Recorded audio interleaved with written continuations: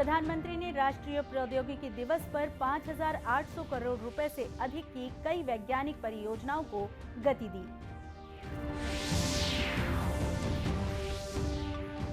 मुख्यमंत्री भेंट मुलाकात अभियान में मस्तूरी पहुंचे। बेलटुकरी स्थित रूरल इंडस्ट्रियल पार्क में आजीविका गतिविधियों का अवलोकन किया।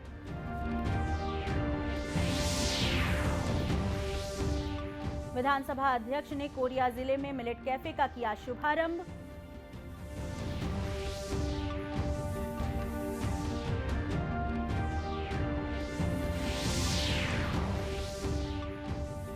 और छत्तीसगढ़ के विलुप्त प्राय लोकनाट्य रहसलीला को फिर से चलन में लाने की कोशिश।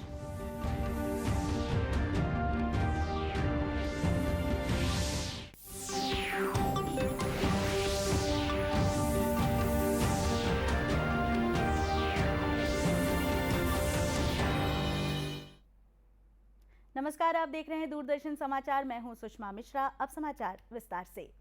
प्रधानमंत्री नरेंद्र मोदी ने आज नई दिल्ली के प्रगति मैदान में राष्ट्रीय प्रौद्योगिकी दिवस के अवसर पर 5,800 करोड़ रुपए से अधिक की कई वैज्ञानिक परियोजनाओं की आधारशिला रखी और राष्ट्र को समर्पित की। ये कार्यक्रम राष्ट्रीय प्रौद्योगिकी दिवस के 25वें वर्ष के समारोह के प्रारंभ का प्रतीक है, जो 11 से 14 मई तक आयोजित किया जा रहा है। इस दौरान प्रधानमंत्री ने स्मारक डाक टिकट व सिक्का भी जारी किया।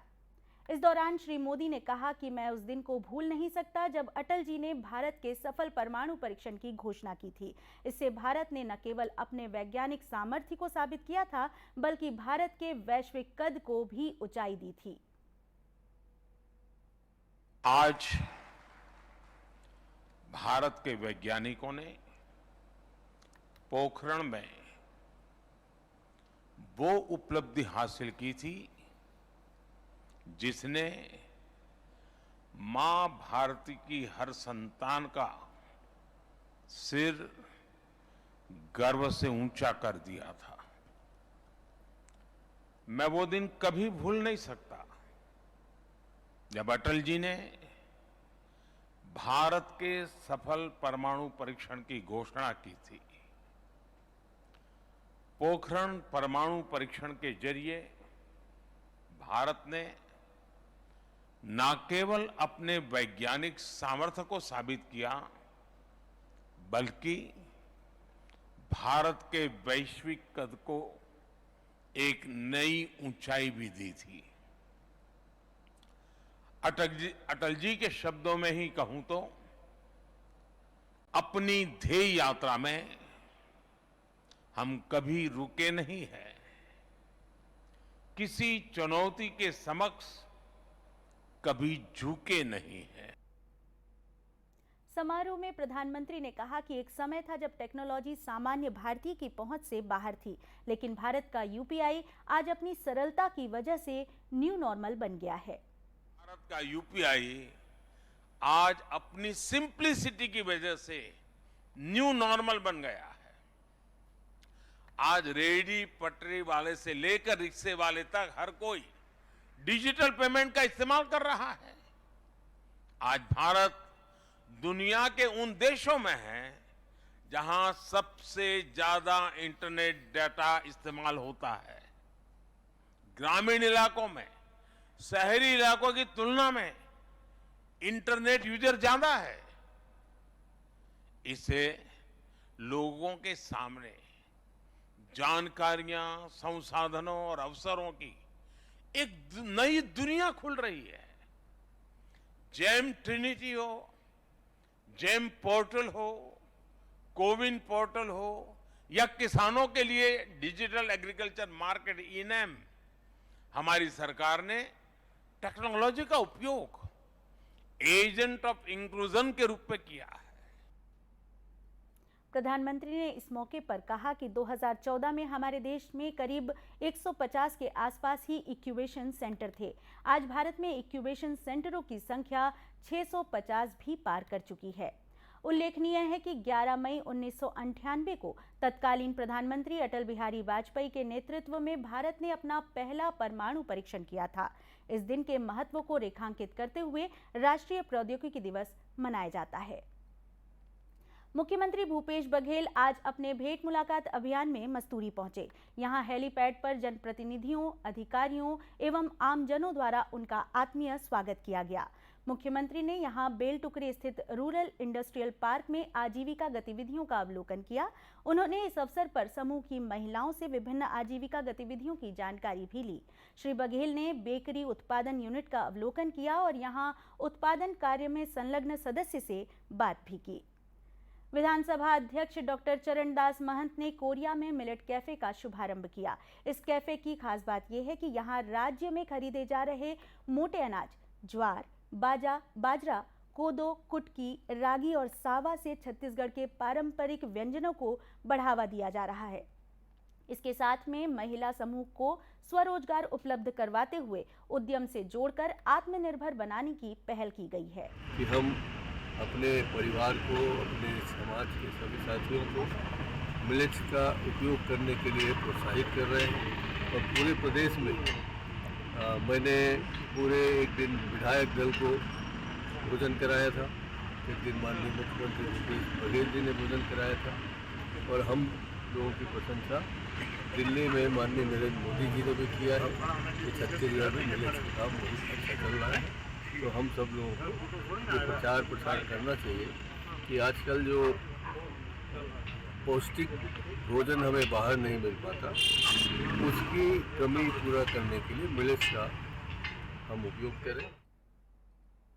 राज्य के स्थानीय उत्पाद से बने पौष्टिक पारंपरिक व्यंजन मिलेट उत्पादों की अंतर्राष्ट्रीय स्तर पर सराहना हो रही है। सही मायने में मिलेट उत्पाद स्वास्थ्य के लिए लाभदायक भी है। बेसिकली मिलेट्स के अनेक प्रकार के व्यंजन होते हैं, जैसे कि डोसा हो गया, चीला हो गया। इसके साथ साथ और भी विभिन्न प्रकार के व्यंजन हैं जहाँ पे सर्व किए जाएंगे और यहाँ पे बेसिकली हमारे जो स्वयं सहायता समूह है ये भी लोग उन्हीं के द्वारा इसका संचालन किया जाएगा। इसमें इनको जो है रोजगार का अवसर भी इनके लिए प्राप्त। इस अवसर पर विधायक अंबिका सिंहदेव और विधायक गुलाब कमरों सहित तमाम जनप्रतिनिधि, अधिकारी, कर्मचारी उपस्थित थे। छत्तीसगढ़ माध्यमिक शिक्षा मंडल ने 10वीं और 12वीं के परिणाम कल घोषित किए।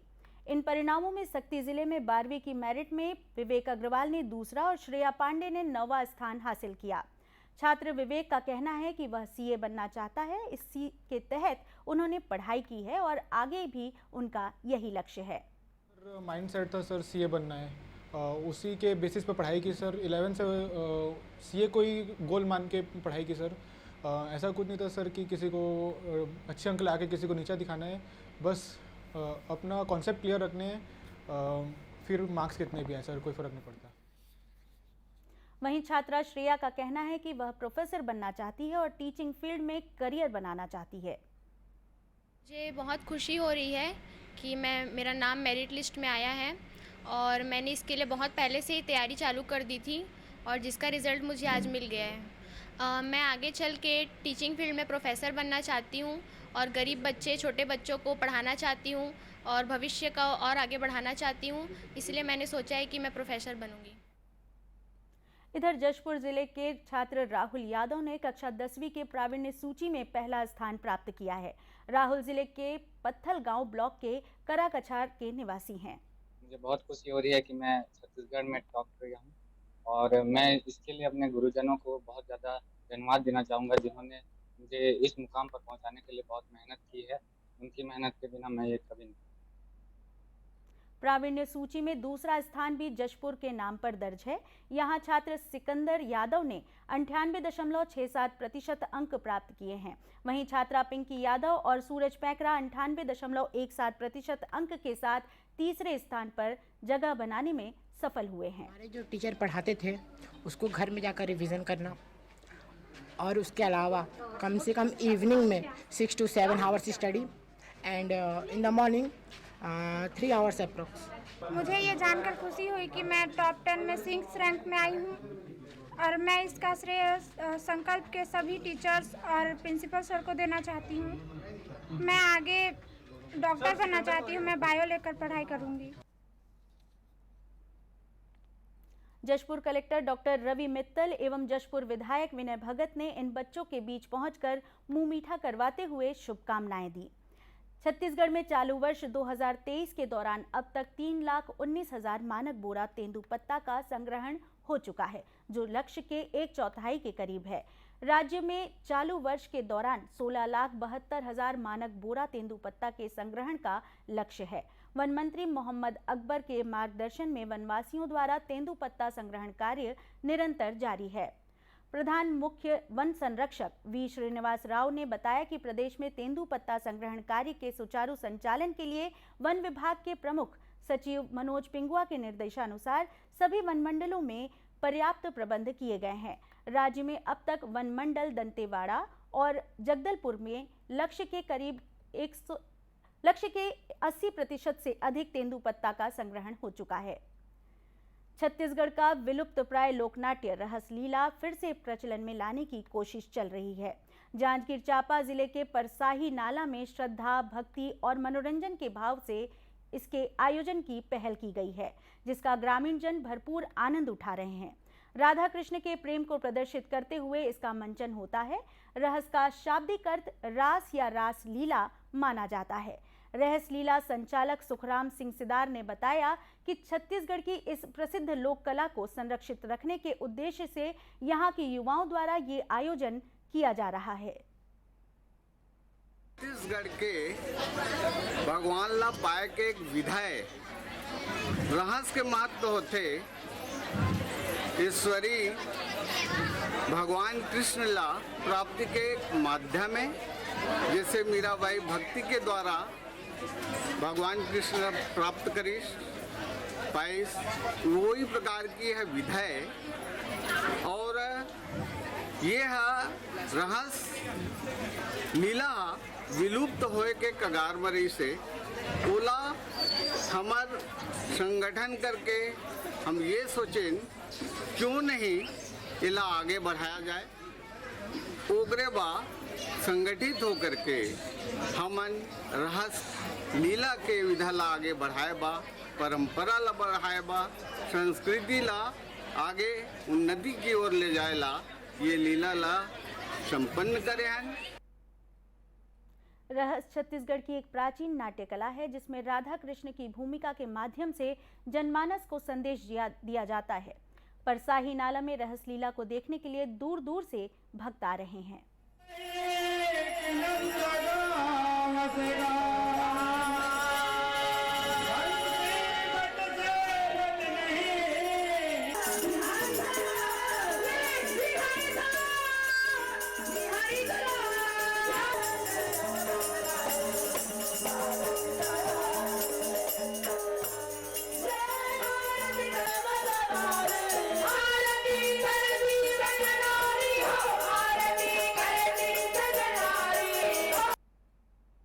बुजुर्गों का कहना है कि रहस करीब 40-45 साल पहले हर गांव में धूमधाम से होता था, लेकिन धीरे धीरे टेलीविजन और सिनेमा के बढ़ते प्रभाव के चलते ये विलुप्ति के कगार पर पहुंच गया है।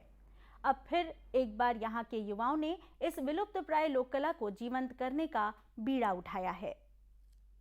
अंत में मुख्य समाचार एक बार फिर।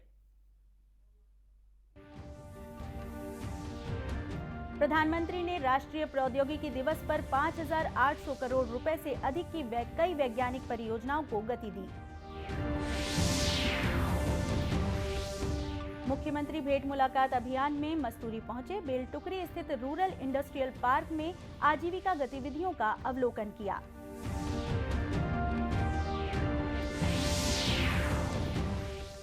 विधानसभा अध्यक्ष ने प्रदेश के तीसरे कोरिया मिलेट्स कैफे का किया शुभारंभ।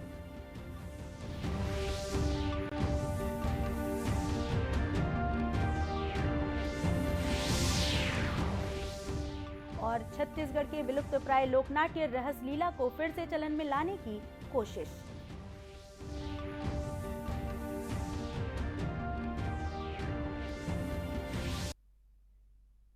इसी के साथ ये समाचार बुलेटिन समाप्त हुआ। नमस्कार।